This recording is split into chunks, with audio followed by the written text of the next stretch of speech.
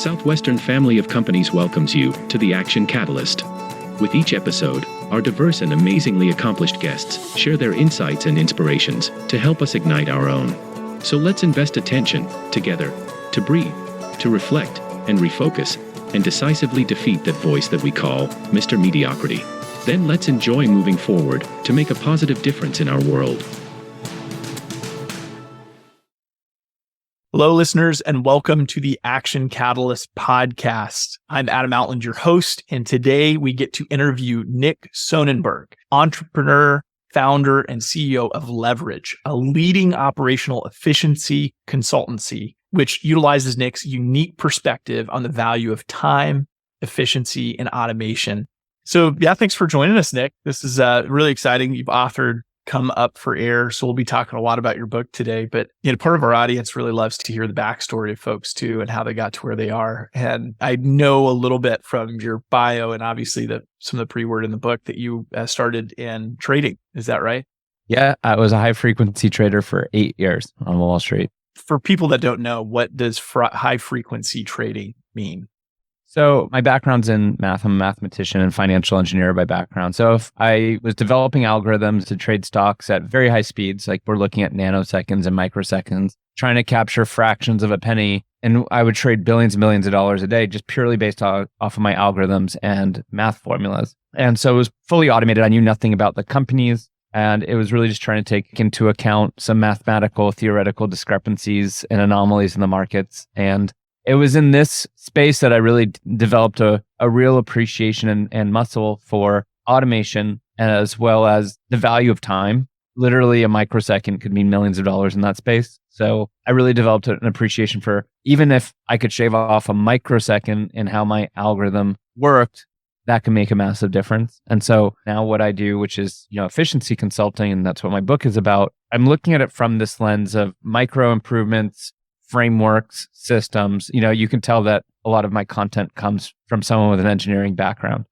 Yeah, absolutely. The way you organized it, very engineering minded. But before we dig into that, I wanted to hear, how does one even decide they're going to take this path in life? Like, who were you as a high school and college student? Did you always know you wanted to go into trading and the business side of things? Share a little bit on that. No, I've always been I've always been good at math, and I've always been obsessed with time.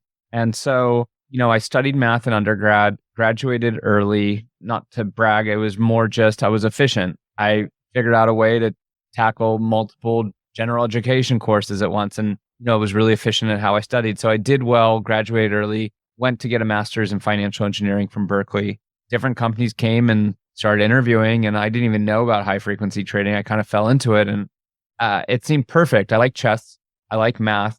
I used to play poker about 50 hours a week in undergrad. It kind of paid for my undergrad. So I liked all those types of things. So when I kind of learned what this is, I'm like, wait, so to me, the stock market's just a big video game anyway, kind of. So it's like, wait, I can kind of use like all of my skill sets in one. So I did that, did really well. In my mid 20s, I was living in the Four Seasons in Hong Kong, making 7 figures, but I wasn't really happy.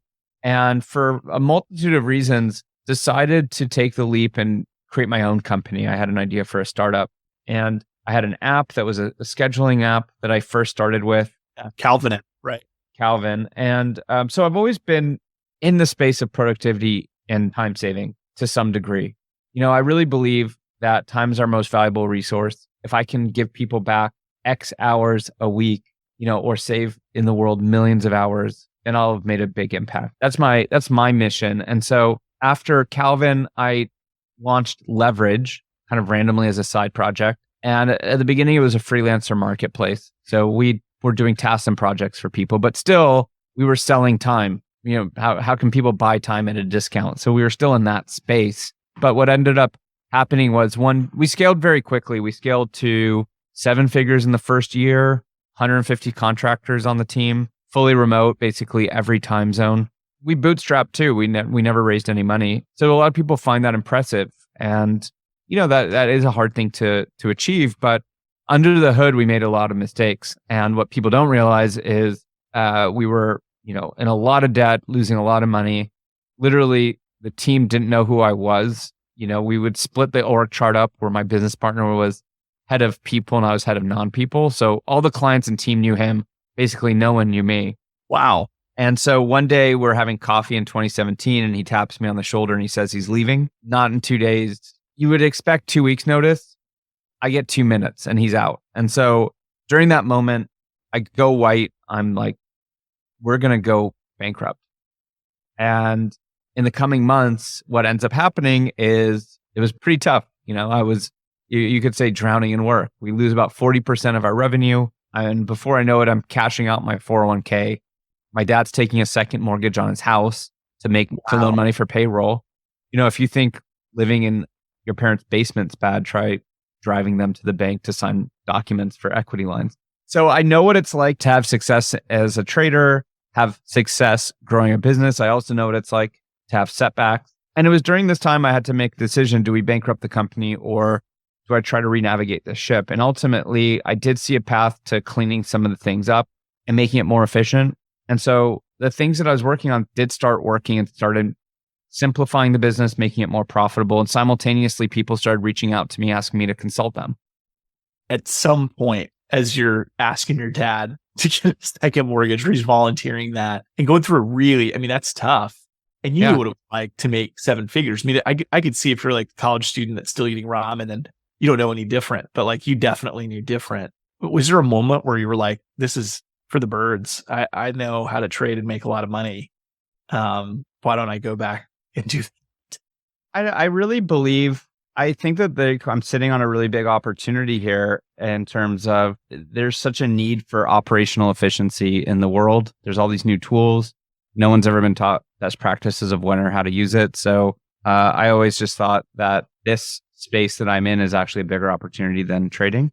But what happened was, as leverage back then was starting to get more efficient and become more profitable, people started reaching out, asking me to help them. And I worked with Poo-Pourri or small financial advisors or Ethereum or large Fortune 10 companies. And everyone had very similar issues, which is why I decided to stick it out, because I could see the impact we were making, the niche that we were in. The people who got rich in the gold rush weren't the ones looking for gold. It was ones that sold the shovels. And there's tools like Slack and Asana and all these tools. No one's ever been taught best practices until us. And so I ultimately, I've always been confident that kind of once in a lifetime opportunity to really create the foundation for how every business in the world and every team in the world should run.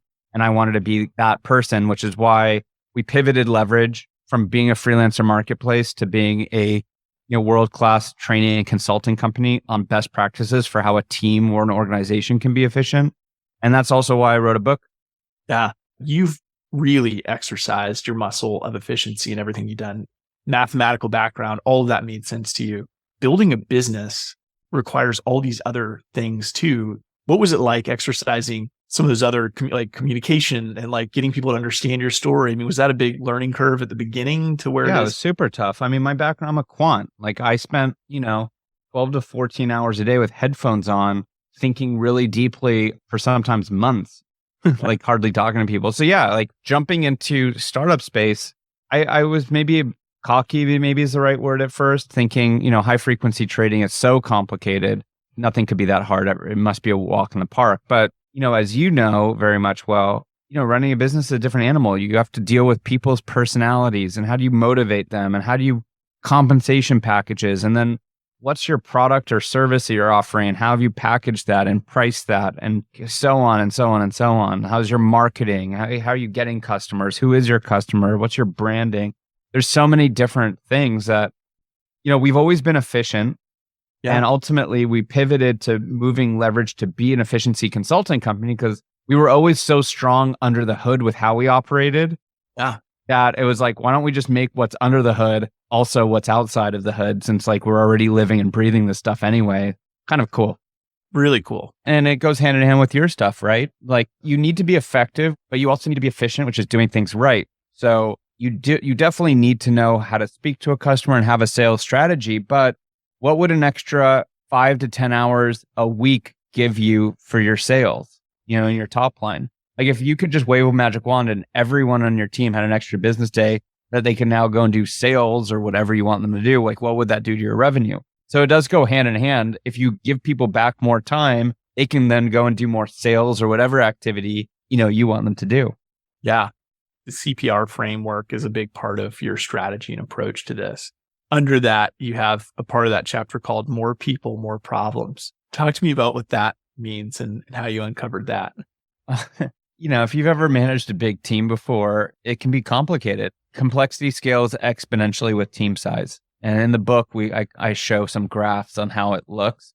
But every person you add adds exponential complexity, exponentially more ways that information get lost, misunderstood, so on and so forth. And so most people, when they want to increase their capacity, they think we need to hire more people.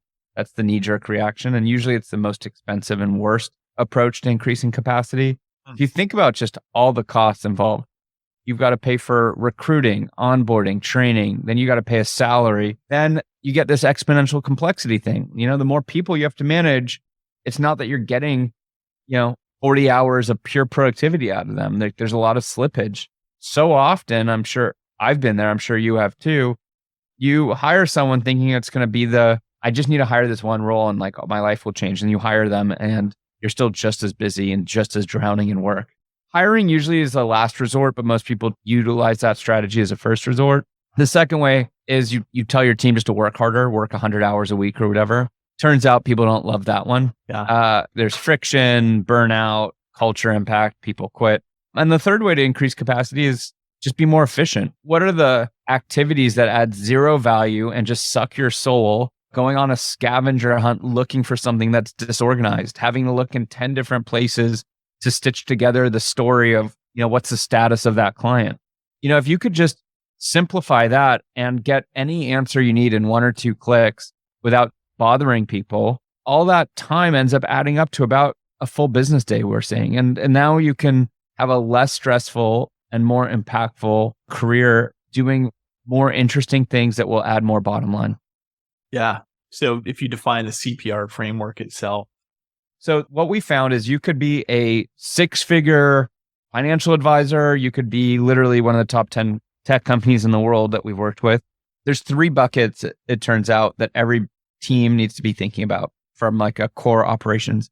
And so CPR is that core, and it stands for communication, planning, and resources. And so the example that I use is, imagine you were going to take your team camping in the forest. We're going through a recession, so maybe instead of a team retreat at a hotel, now you've got to go to a forest. Okay. So imagine for a second you're on your team retreat in a forest. Like, what would you need? You would need maybe a manual for how to put the tent together and what to do if a bear comes. You would need walkie-talkies to communicate with each other, and you would also need a map to navigate out of the forest. So those are kind of the 3 distinct tools that you would need on that team retreat. Same in your team and in your business. You need to communicate both with your team and with your clients and your vendors. There's different tools for internal communication and external communication. You need to plan, like no matter what you do, you have tasks and projects and work that needs to get done. You should be able to click one button and know, what's Nick working on today? Click another button, what's the status of this project? Click another button, what did I delegate to people that hasn't yet gotten done? Those things in 99.99% of businesses are not 1 or 2 clicks away. It's many, many back and forth messages and frustration. And yes, most of the time you can't even get to the bottom of it.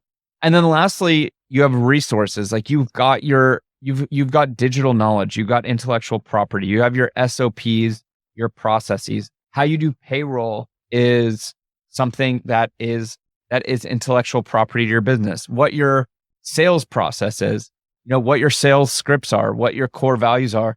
This all needs to be documented and easy to retrieve. And so you need different tools to put things in these buckets. And in your personal life, you're already doing this, right? When you do your laundry, you don't just take stuff out of the dryer and stick it into one drawer. You separate your socks in one drawer and your underwear in another drawer. And you take the time to do that, not because it's the fastest, but tomorrow when you need to put an outfit together, it's faster to retrieve. And so it's the same in business. But instead of clothing drawers, you've got information drawers, and different pieces of information belong in different drawers. Yeah, I love that. Instead of you having to onboard every single person, there's a systematic approach to helping them get up to speed. If you do something more than once that you don't like doing, you should be thinking, how do I figure out a strategy to never have to do it again? Amen. We had a conversation with a client where we were talking about the value of his time down to the second or the minute. And we didn't reverse engineer all 40-hour work weeks. We actually only reverse engineered the income producing activities of this person, right? The things that actually generate revenue, what they're most capable at. And we divided the income annually by that. It was something like $2,000 an hour that this person's time was worth. And then how much are you billing the company for you to do these activities that are really not worth your $2,000 an hour rate, right? And that's a lot of what I feel like you saw in these tools is how to address that. And it's also culture impact too. Trust comes in many forms. You could trust me that I'm ethical and I'm not going to go and steal money from your bank, but you might not trust that I've got my crap together. And if you ask me to do something, that I'm going to deliver it on time. And so it's one thing that we're freeing up a business day a week that you could then go and do stuff with that will add more bottom line. But this is going to increase trust. You're going to be able to trust that you could tell someone to do something and that it'll actually get done, right? You'll have more transparency, more accountability. So your culture is going to go up. Your stress is going to go down. So there's so many additional benefits beyond just free up time that's going to help you make more money. I was awful at everything that you're good at. I'm so opposite from you in strengths. Math was not my thing in college. I needed like a tutor to help me get through statistics. Like it was bad. And organization and being on time for things. I was in college the absolute worst, Nick. I mean, you would look at me and say, you need therapy for time management. And I picked up a book called Getting Things Done way back, right? Yeah, David Allen's a good friend. Well, good friend. He's a friend. Yeah. Life-changing, incredibly helpful. And I still like latch on to some of those personal tools and strategies. And I think that are universal. What I've struggled with lately that I loved in your book is the attention you spend to modern technology, tools like Asana or Loom, or even like the inbox zero concept. I mean, one of the things I was most excited to talk to you about today was email. Help a brother out, Nick. How do we deal with email in today's environment? There's a framework that we developed called RAD, Reply, Archive, Defer. But basically, there's things that you can do in email. Most people don't use email properly. It's been around for decades. People don't use it properly at all. And it's usually a really good starting point with efficiency, because if you get better at managing your email, you'll save time, and it doesn't require the rest of the team to be on board to that RAD system and the best practices. The collaboration tools that you've mentioned can completely transform your business, but it does require that alignment, and people need to kind of go through and adopt it simultaneously. Otherwise, if I'm using one of those tools and you're not, I'm going to get punished for trying something new because I still have to work with you in like the old way. So now I've just got to look in another place. So with these other tools, you kind of have to coordinate that people adopt it. Email, you could be a team of 10 and put 3 people through email, and it's totally fine. Those 3 people will get benefit, and the 7 others will continue to be more stressed out and waste time and miss emails and miss money by not doing it. So the most popular thing we do at Leverage is inbox zero training. We've got programs to teach people how to use email properly. It's one of the most popular and impactful programs that we've ever released. And it's, one of the best investments that we see people can make. As simple as teach someone how to use email. Like depending on volume, it might save them 3 hours a week, 5 hours a week.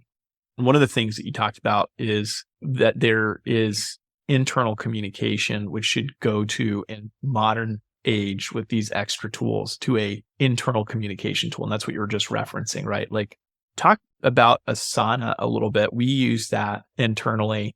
How did you come across that as a tool, and how has that helped you personally? Our job is to kind of know what's out there and know the pros and cons and stuff. So we've tested all of them. Like Asana, in my opinion, in general, as a good default is the best. But you have to know not just how to use it, but when to use it. So you have to be clear, what's the purpose of Asana? If you have to announce a new hire, do you go to Asana?